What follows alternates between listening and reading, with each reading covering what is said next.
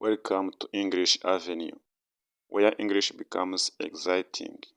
Today, we start the thrilling journey of one of history's most controversial figures, Adolf Hitler. Love him or hate him, his story is filled with dreams, failures, ambition, and power. From a small boy with big dreams to a man who changed the world forever. This is the story of Adolf Hitler, like you have never heard before. Are you ready? Grab your headphones, sit back, and let's dive into this incredible tale that will improve your English and keep you hooked till the end. It all started on April 20, 1889, in a small town called Brno am Inn in Austria. A baby boy was born to Alois and Clara Hitler.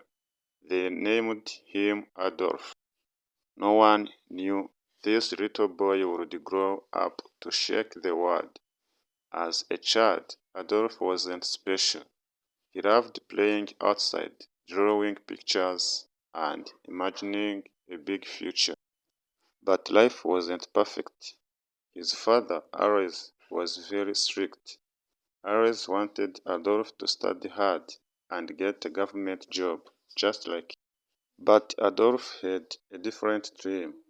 I want to be an artist, he would tell his mother, Clara. His mother loved him deeply and supported his dream, but she couldn't change Alois' mind. Adolf's childhood was full of fights with his father. His father would shout, "Art is not a real job," and Adolf would stay quiet, hiding his tears. When he was 13 years old, his father died suddenly. Some people thought Adolf would feel free, but losing his father left a hole in his heart. Adolf started skipping school. He was once a good student, but now he didn't care. Teachers would say Adolf is smart, but he is lazy. All he wanted to do was draw. After finishing school, Adolf packed his bags and moved to Vienna, the capital of Austria. He was so excited. Vienna is the city of art. I will become a famous painter here, he thought. He applied to the Academy of Fine Arts, a big art school, but when the result came, his heart broke. He didn't get. The school told him, "Your work is not good enough." Adolf felt humiliated. "I will try again," he said. But the next year, the school rejected him again. He was devastated. Without a school or a job, Adolf's life became hard. He lived in tiny, dirty rooms and sometimes slept on the street. He painted postcards and sold them to tourists for a little money. Why is life so unfair? He often thought. During this time, Adolf's mother passed away.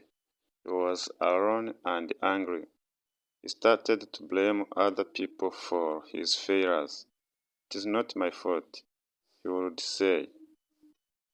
In 1914, everything changed.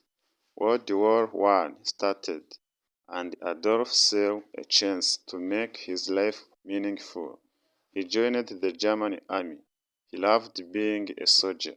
"Finally, I am part of something big," he thought. Adolf was brave in the war.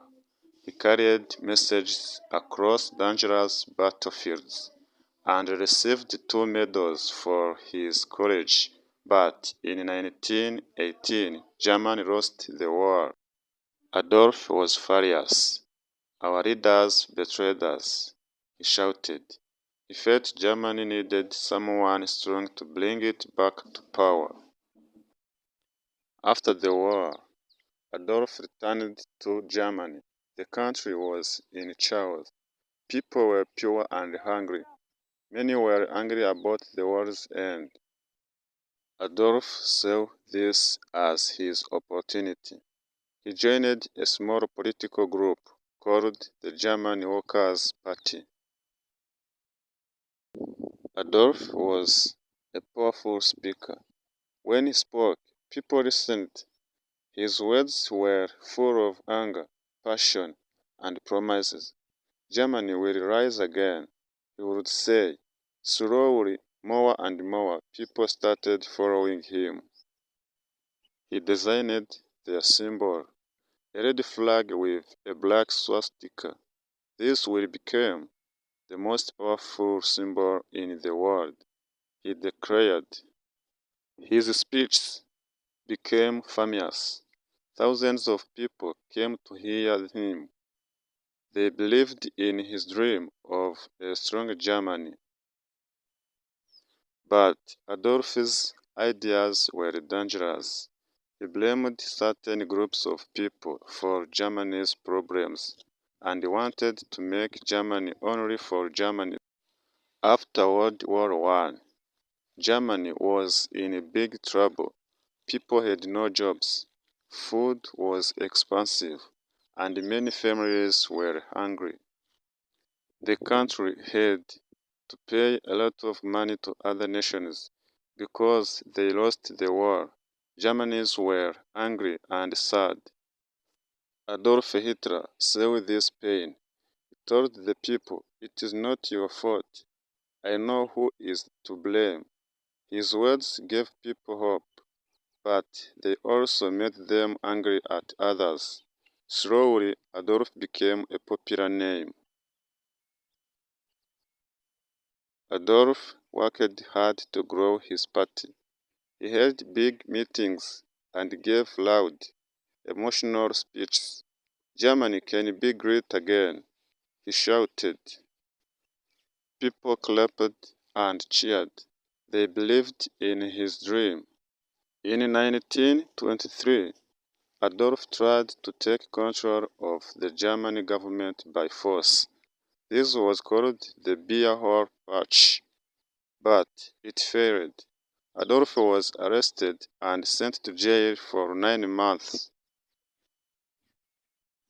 While in jail, Adolf wrote a book called Mein Kampf, which means "My Struggle." In this book, he wrote about his ideas. He said Germany needed to become powerful and that certain groups of people were the enemy. The book became popular, and many Germans started to believe in his ideas. After getting out of jail, Adolf worked even harder. The Nazi Party became stronger. By 1933, Adolf Hitler was chosen as the Chancellor of Germany, the country's top leader. This was the start of a new chapter.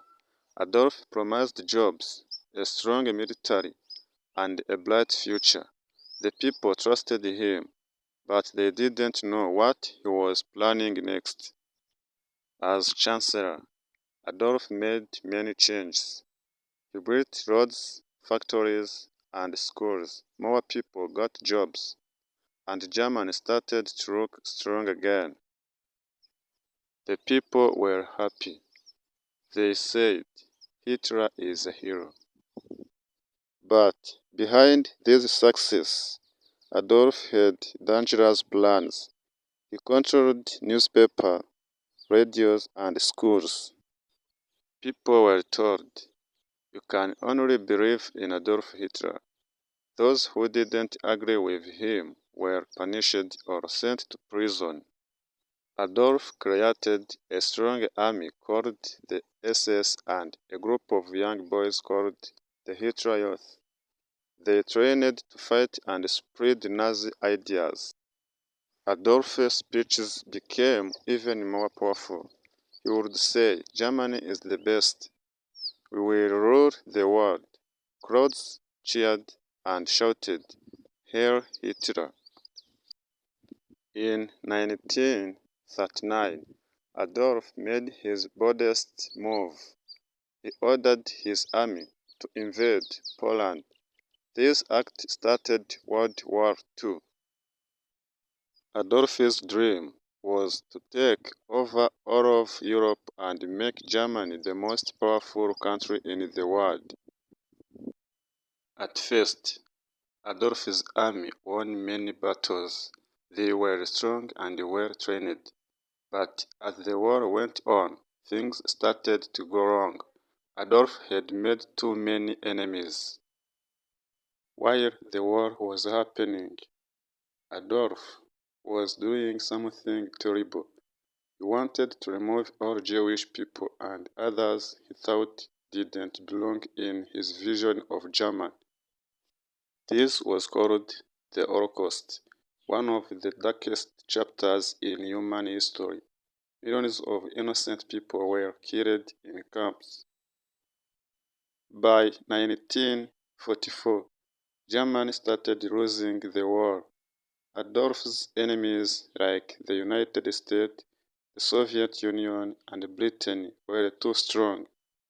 Bombs fell on German cities, and the people who once called Adolf a hero began to lose hope. Adolf became paranoid. He trusted no one and spent most of his time hiding in his bunker. By 1944, Adolf Hitler's dreams of ruling the world were falling apart. His army, which once seemed unstoppable, was now losing battles everywhere. The Soviet Union, one of his biggest enemies, pushed the German army back from the east. At the same time, American and British soldiers attacked from the west. German cities were bombed day and night. Families lost their homes, and the people began to turn against Adolf. Why did we follow him? Many asked. But Adolf didn't give up. He sat in his bunker, giving orders to his generals. We will not surrender, he shouted. But deep inside, even Adolf knew the war was lost. In early 1945, Adolf stayed in a bunker, deep underground in Berlin. The bunker was cold and dark, but it was safe from bombs. Inside, Adolf spent his time planning. Thus, there was little hope left. He was not alone. His most loyal followers were with him, including his girlfriend, Eva Braun. Eva had been by his side for many years. Thus, Adolf kept their relationship private. She loved him, even in his darkest days. Outside the bunker, the sound of gunfire grew louder every day. The Soviet army was getting closer to Berlin. The end is near, whispered his advisors. Leaders from other countries begged Adolf to surrender, save the people of Germany. They said, but Adolf refused. He believed surrender was a sign of weakness. If Germany loses, it is because the people were not strong enough, he said coldly. By April 1945, Berlin was surrounded. The Soviet army attacked the city from all sides. Buildings collapsed, fires burned, and people ran for their lives. On April 29, 1945, Adolf made a surprising decision. He married Eva Braun in the bunker. It was a simple ceremony with just a few people. You have always been by my side, Eva, Adolf said. Eva smiled. Even though she knew this was not a happy moment. After the wedding, Adolf and Eva spent hours together, talking about their lives and what they had done. They both knew the end was near. On April 30, 1945, Adolf made his final decision, called his closest followers into the bunker and told them, "I will not be captured alive." Adolf believed it was better to die than to let his enemies take him. He and Eva went to a small room. Moments later, they took their own lives. Adolf was 56 years old. When the Soviet soldiers reached the bunker, they found Adolf and Eva's bodies. The war in Europe ended shortly after. Germany surrendered on May 8, 1945. The people of Germany were left with nothing but ruins. Adolf's dream of making Germany powerful had instead brought destruction and sorrow. Millions of lives were lost because of his action. After Adolf's death, the world worked to rebuild. Germany became a peaceful country. People remembered the horrors of the Holocaust and World War II to ensure such events never happen again. Today, Adolf Hitler's name is a reminder of the dangers of hatred, unchecked ambition, and misuse of power. Finally, his story teaches us every decision we make shapes our future. Adolf's choices led to pain and loss, not just for him but for millions of others.